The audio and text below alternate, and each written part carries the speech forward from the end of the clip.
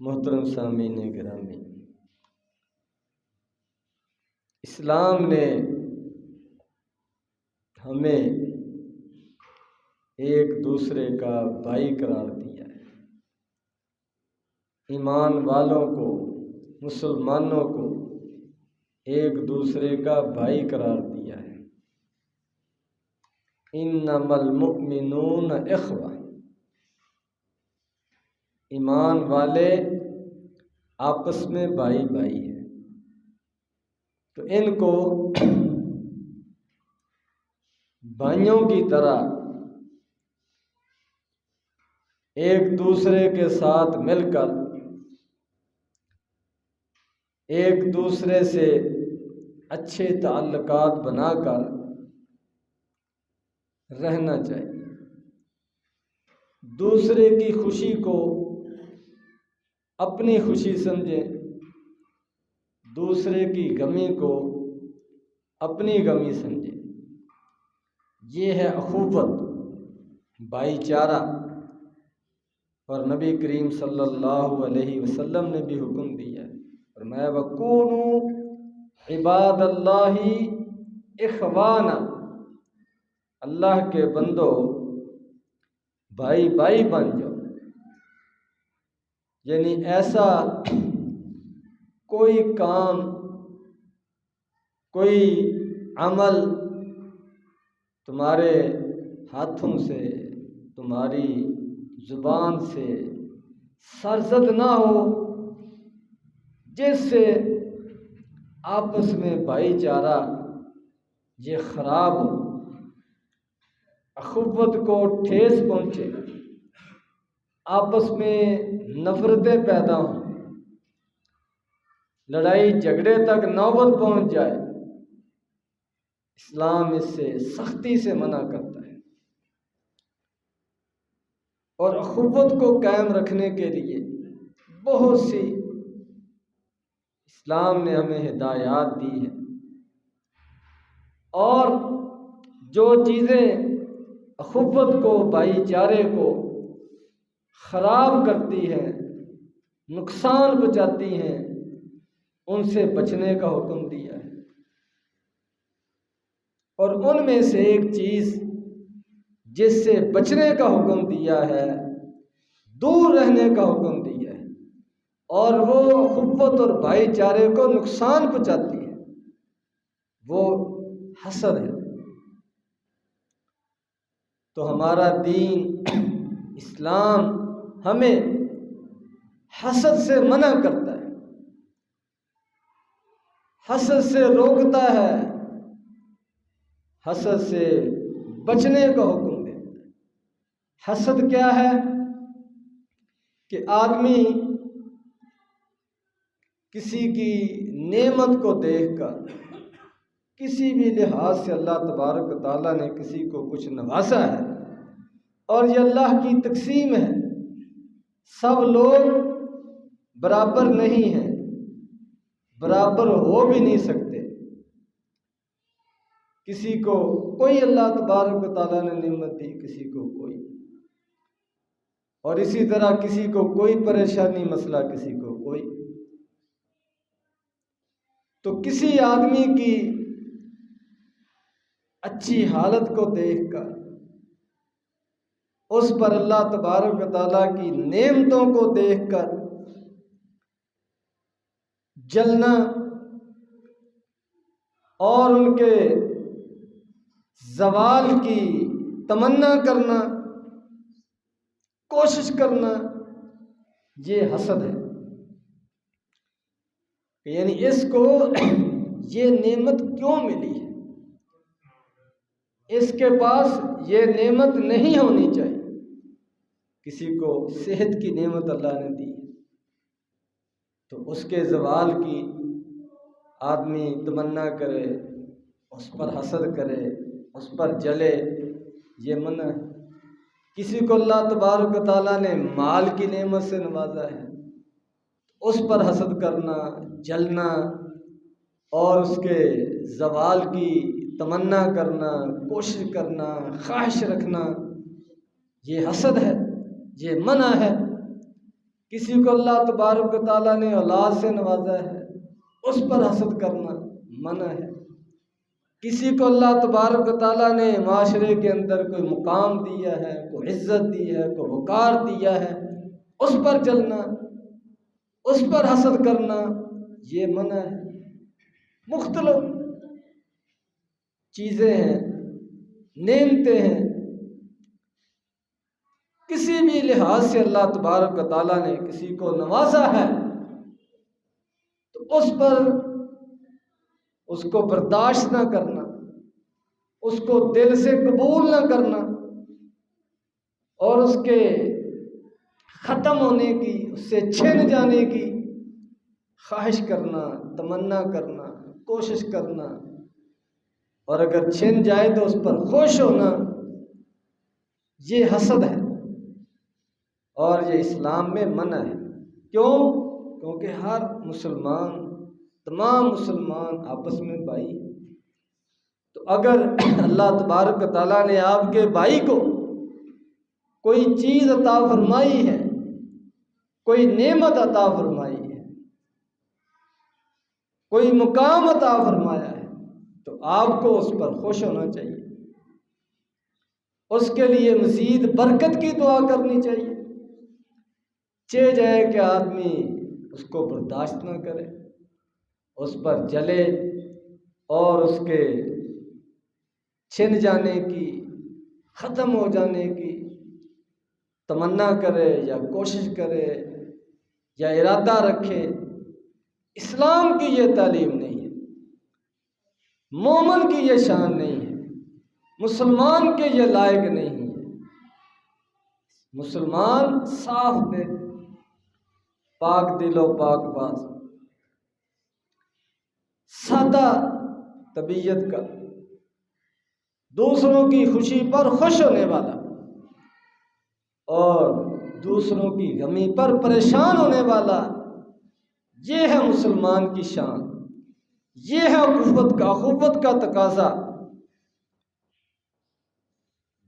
نبی کریم صلی اللہ علیہ وسلم نے فرمایا، بخاری شریف کی روایت، مختلف اخلاقی خرابیاں ان کا ذکر فرمایا، ایاکم والظن، کہ اپنے آپ کو بدگمانی سے بچاؤ، یہ بھی اخوت کو خراب کرنے والی چیز۔ فرمایا ولا تباغضوا، ایک دوسرے سے نفرت نہ کرو، یہ بھی اخوت کو خراب کرنے والی چیز۔ ولا تدابروا، ایک دوسرے سے منہ نہ موڑو، بول چال بند نہ کرو، یہ بھی اخوت کو خراب کرنے والی چیز۔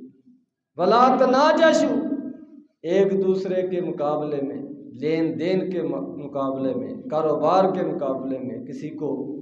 دھوکہ دینے کی کوشش نہ کرو، دھوکہ دے کر آگے بڑھنے کی کوشش نہ کرو، یہ بھی اخوت کو خراب کرنے والی چیز۔ تو انہی چیزوں کے اندر ایک آپ نے فرمایا ولا تحاسدوا، ایک دوسرے کے خلاف حسد بھی نہ کرو، وَكُونُوا عِبَادَ اللَّهِ إِخْوَانًا، اور آخر میں فرمایا کہ اللہ کے بندو بھائی بھائی بن جاؤ۔ گویا کہ یہ چیزیں اخوت کو، بھائی چارے کو خراب کرنے والی، تباہ و برباد کرنے والی، معاشرے کے سکون کو ختم کرنے والی، اللہ کی طرف سے رحمتوں اور برکتوں کو مٹا دینے والی یہ خرابیاں ہیں، یہ چیزیں ہیں۔ ان میں سے ایک ولا تحاسدوا، حسد نہ کرو، کسی کی نعمت پر وہ اپنے آپ کو احساس کمتری کا شکار نہ کرو،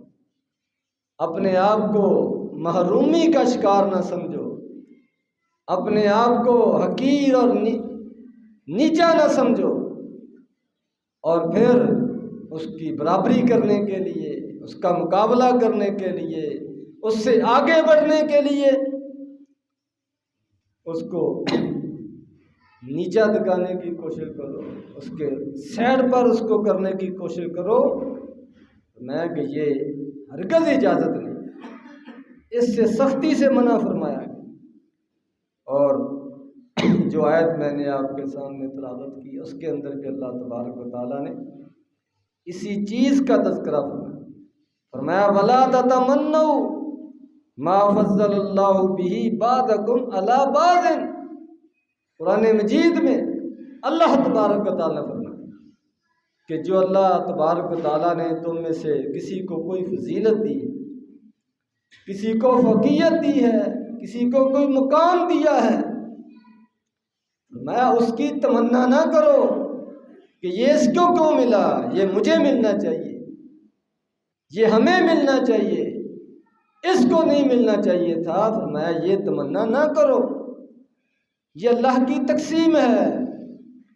جو کچھ تمہیں چاہیے اللہ تبارک و تعالیٰ سے مانگو، کوئی ممانت نہیں ہے۔ لیکن جو دوسرے کو ملا ہے وہ مجھے ملنا چاہیے، اس کو کیوں ملا، اس کی اجازت نہیں ہے۔ اس کے اگر مجھے نہیں ملا تو اس کے پاس بھی نہیں رہنا چاہیے، یہ اسلام کی تعلیم نہیں ہے، اس کی اجازت نہیں ہے۔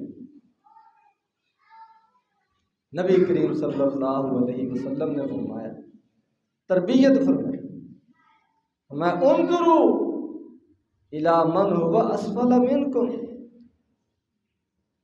ولا تنظروا الی من هو فوقکم، کہ اگر تم اللہ کی نعمتوں کا جو تم پر ہے ان کا شکر ادا کرنا چاہتے ہو اور اپنے آپ کو حسد سے بچانا چاہتے ہو اور اپنے آپ کو حقیر سمجھنے سے، چھوٹا سمجھنے سے، گھٹیا سمجھنے سے اپنے آپ کو بچانا چاہتے ہو، محفوظ رکھنا چاہتے ہو، تو فرمایا کہ اپنے سے نیچے دیکھا کرو، اپنے سے اوپر نہ دیکھو۔ تم سے زیادہ اگر کسی کو کسی لحاظ سے کچھ ملا ہے، اگر اس کی طرف دیکھتے رہو گے تو پھر جلتے ہی رہو گے، پھر ناشکری ہی کرو گے، پھر حسد میں مبتلا ہو جاؤ گے۔ اور اگر اپنے سے نیچے دیکھو گے کہ کتنے لوگ ہیں جو تم سے بھی نچلے درجے پر ہیں، تم سے بھی زیادہ محروم ہیں،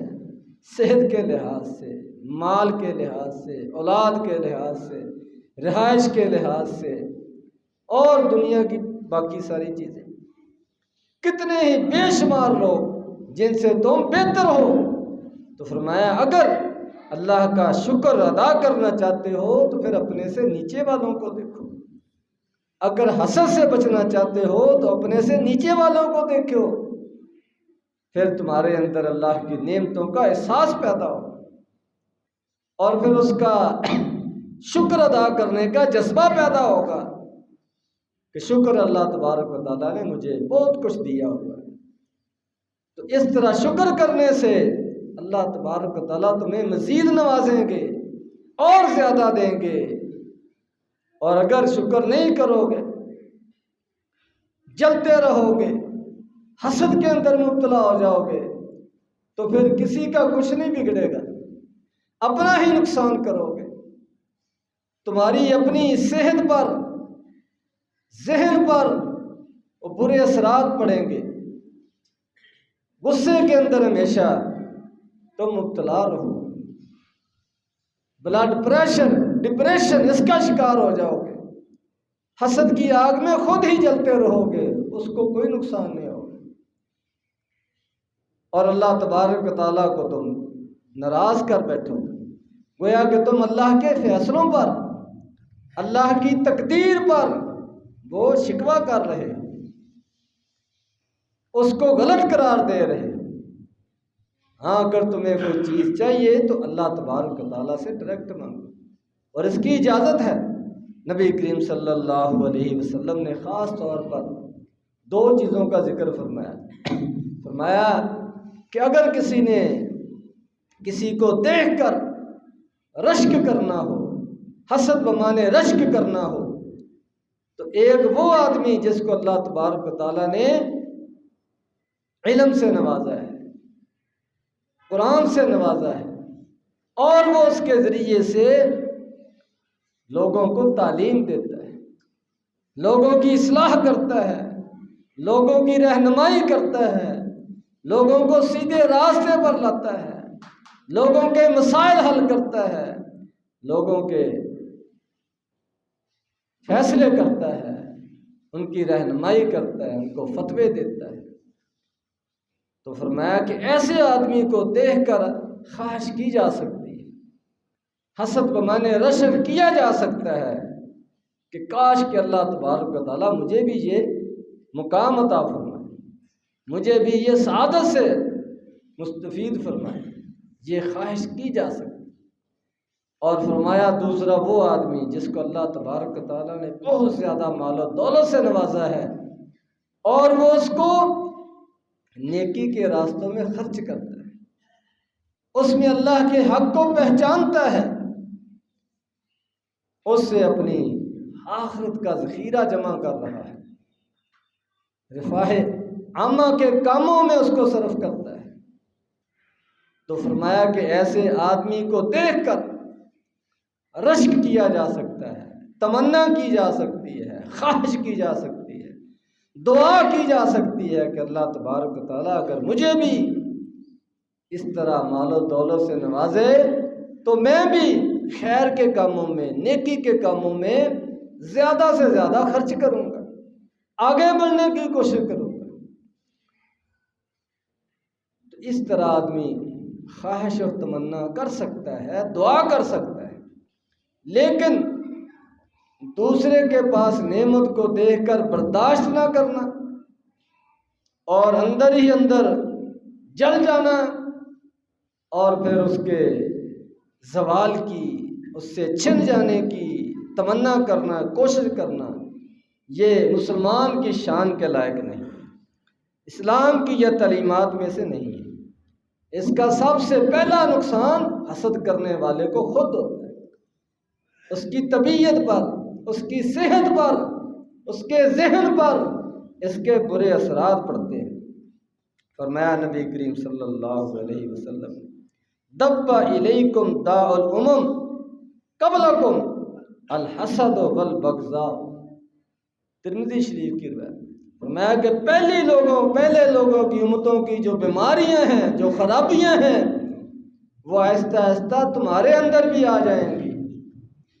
فرمایا ان میں سے ایک حسد ہے اور ایک بغض ہے۔ حسد اور بغض، پہلے لوگوں کے اندر یہ خرابیاں، جرائم، اخلاقی کمزوریاں پائی جاتی تھی اور تمہارے اندر بھی یہ آ جائیں گی۔ اور فرمایا ہی الحالکۃ، یاد رکھنا یہ تباہ و برباد کر کے رکھ دینے والی، مونڈ دینے والی ہیں۔ میں اس سے بال نہیں مونڈے جاتے، اس سے دین مونڈا جاتا ہے۔ یہ دین کو اس طرح ختم کر دیتی ہیں جس طرح بال جو ہے وہ ختم کر دیے جاتے ہیں، مونڈ کر رکھ دیتی ہے یہ چیز، دین کو، ایمان کو، اخلاقیات کو تباہ و برباد کر کے رکھ دیتی ہے، پانی پھیر دیتی ہے تمام نیکیوں پر۔ اس طرح کے جرائم اور خرابیاں، ان میں سے ایک آپ نے حسد کا ذکر کیا۔ میں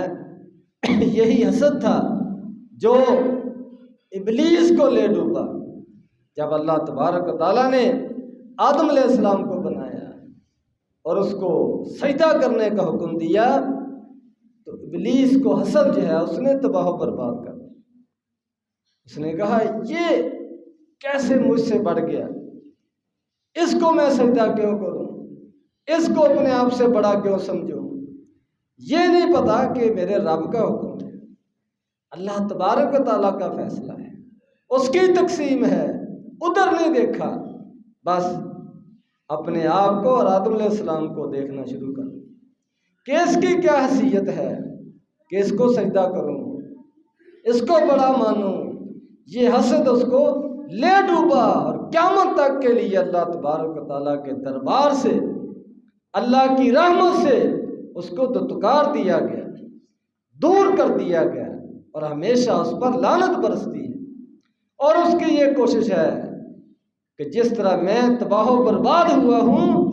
اسی طرح اس آدم کی اولاد کو بھی تباہ و برباد کروں، ان کو بھی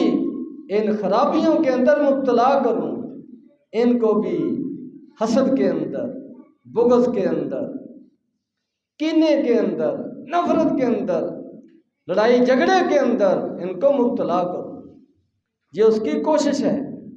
تو یہ حسد شیطان کے وار میں سے ایک وار ہے، یہی چیز اس کو لے ڈوبی اور یوں چاہتا ہے کہ دوسرے لوگ بھی اسی طرح کی خرابیوں میں پڑ کر میرے ساتھ جہنم میں جائیں، یہ جنت میں نہ جائیں۔ یہ شیطان کی پوری کوشش ہے۔